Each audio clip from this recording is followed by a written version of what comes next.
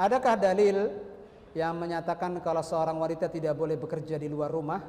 Iya, ada dalilnya. Dalilnya firman Allah Subhanahu wa taala, "Waqarna fi buyutikunna wa la tabarrajna tabarrujal jahiliyatil ula."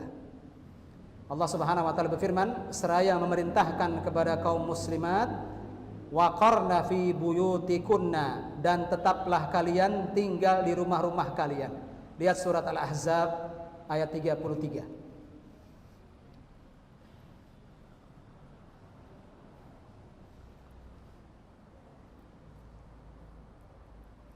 Ayat ini, ma'asyiral ikhwah rahimani wa rahimakumullah, surat Al-Ahzab ayat 33 ini memang secara khusus ditujukan kepada istri-istri Nabi.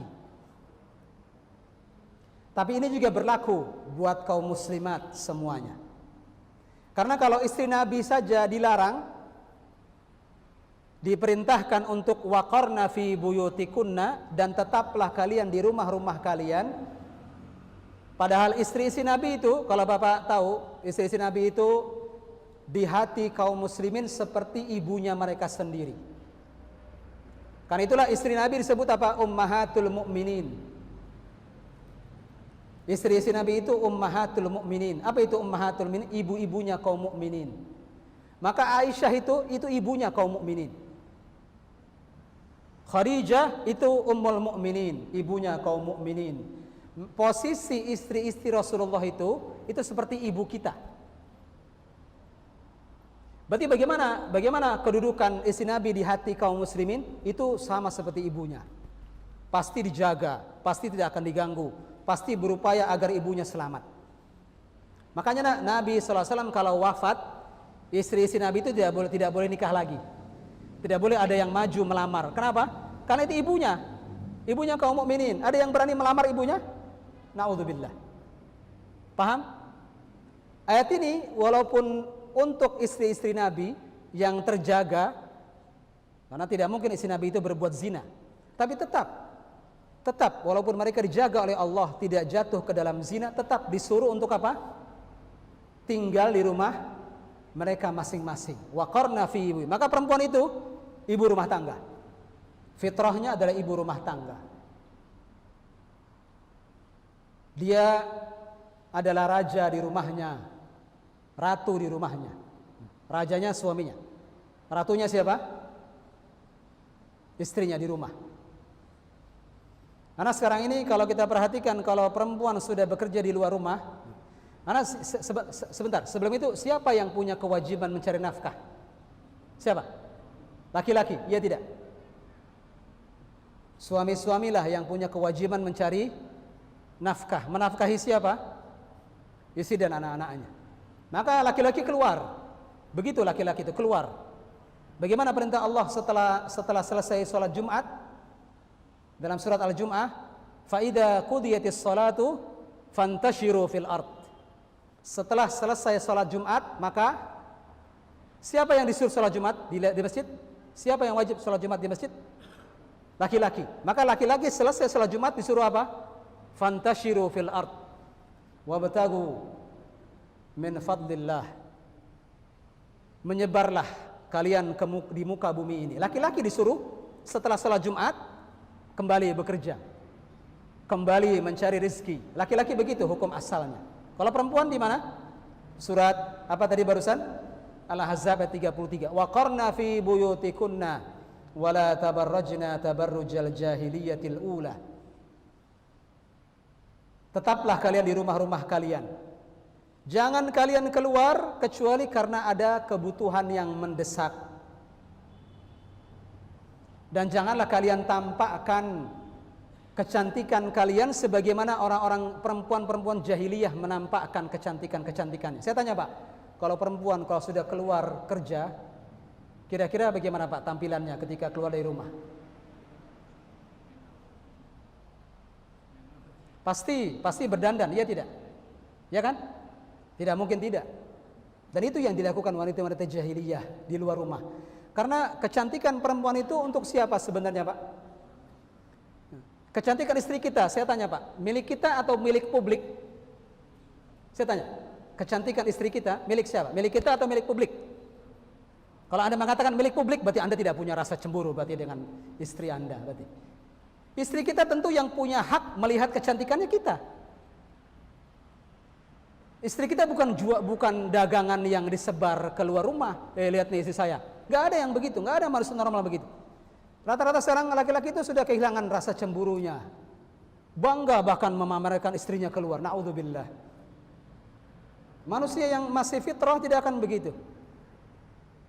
Maka laki-laki di luar, perempuan di mana? Di rumah. Laki-laki cari rezeki, perempuan di rumah. Ayatnya begitu.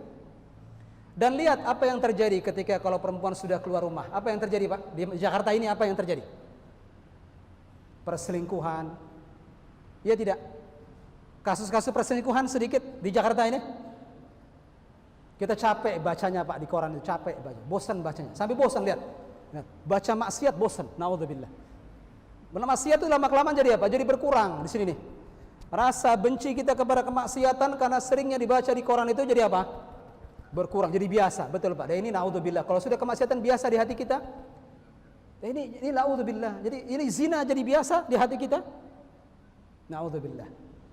Dan ini penyakit-penyakit sosial sekarang ini. Akhirnya kalau laki-laki dan perempuan sudah di luar rumah, siapa yang terbengkalai akhirnya di rumah?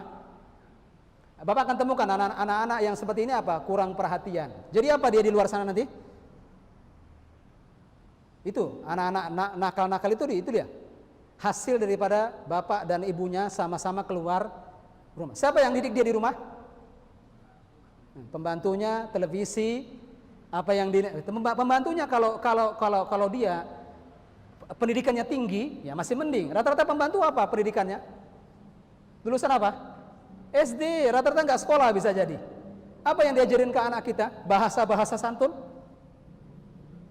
Akhirnya ini ketika wanita sudah keluar rumah, banyak laknat yang akhirnya satu persatu muncul. Muncullah anak-anak yang kurang perhatian. Narkoba dari situ. Saya pernah ngisi kajian di, nggak usah sebut perumahan apa, tapi perumahan orang-orang pemerintahan. Itu hari itu barusan saja mereka sebelum ngaji menguburkan anak mereka yang ke-17 korban bebas dari narkoba. Sering di situ. Sering di perumahan itu. Anak-anak mudanya ini yang ke-17 kata Ustaz.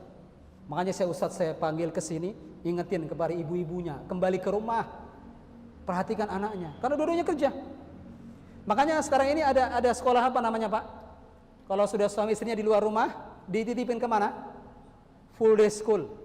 Full day school, Pak, sebenarnya itu tempat penitipan anak-anak yang suami istrinya kerja sebenarnya. Full day school itu sebenarnya itu tempat penitipan anak-anak, bukan sekolah.